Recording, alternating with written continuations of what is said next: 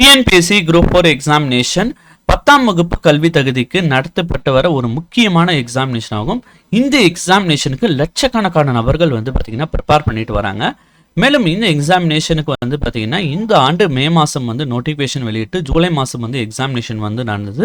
நம்ம இந்த வீடியோவில் இந்த எக்ஸாமினேஷனுக்கான கட் ஆஃப் வந்து எப்படி இருக்கும்னு சொல்லிட்டு, அதாவது குறையுமான்னு சொல்லிட்டு டீட்டெயிலாக நம்ம வந்து பார்க்கலாம். நம்மளுடைய யூடியூப் சேனலில் அரசு வேலைவாய்ப்பு மற்றும் அரசு திட்டங்களுக்கான தகவலை ரெகுலராக அப்டேட் பண்ணிட்டு வரோம். மறக்காம நம்மளுடைய யூடியூப் சேனலை சப்ஸ்கிரைப் பண்ணுங்கள். டிஸ்கிரிப்ஷனில் கொடுத்துருக்க வாட்ஸ்அப் குரூப் லிங்க், அதுக்கப்புறம் டெலகிராம் லிங்க் கிளிக் பண்ணி நமது அரசு வேலைவாய்ப்புக்குள்ள மறக்காம இணைங்க.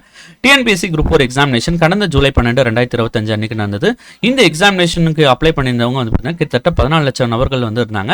இந்த எக்ஸாமினேஷனோட எழுதினவங்களோட எண்ணிக்கை வந்து பார்த்தீங்கன்னா 11.4 லட்சம் நபர்கள் வந்து இந்த எக்ஸாமினேஷன் எழுதினாங்க. கிட்டத்தட்ட 82% எழுதினதா வந்து டிஎன்பிஎஸ்சி தரப்புல இருந்து சொல்லியிருந்தாங்க. 18% வந்து பார்த்தீங்கன்னா ஆப்சென்டீஸ் வந்து இருந்ததா சொல்லியிருந்தாங்க. இப்போ இந்த தேர்வுக்கான கட் ஆஃப் வந்து எப்படி குறையுமான்னு சொல்லிட்டு நம்ம வந்து பார்க்கலாம்.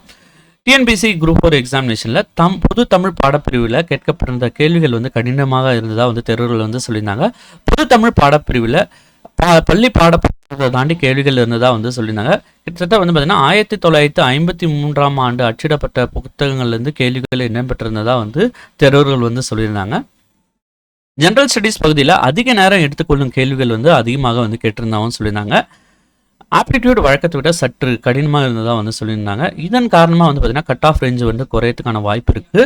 மேலும் காலி பணியிடங்கள் அதிகரிக்க பட்சத்தில் கண்டிப்பாக வந்து கட் ஆஃப் ரேஞ்ச் வந்து கண்டிப்பாக குறையத்துக்கான சான்சஸ் வந்து இருக்குது. அதனால் நீங்கள் வந்து உங்களுடைய கன்ஃபியூஷன்ஸ் வந்து அவாய்ட் பண்ணிங்க. கண்டிப்பாக கட் ஆஃப் ரேஞ்ச் வந்து குறையும். மேலும் டிஎன்பிஎஸ்சி, டெட், டிஆர்பி உள்ளிட்ட தேர்வு சம்பந்தமான அனைத்து விவரங்களையும் தெரிஞ்சுக்க மறக்காமல் நம்மளுடைய யூடியூப் சேனலை சப்ஸ்கிரைப் பண்ணுங்கள். தேங்க்ஸ் ஃபார் வாட்சிங் திஸ் வீடியோ.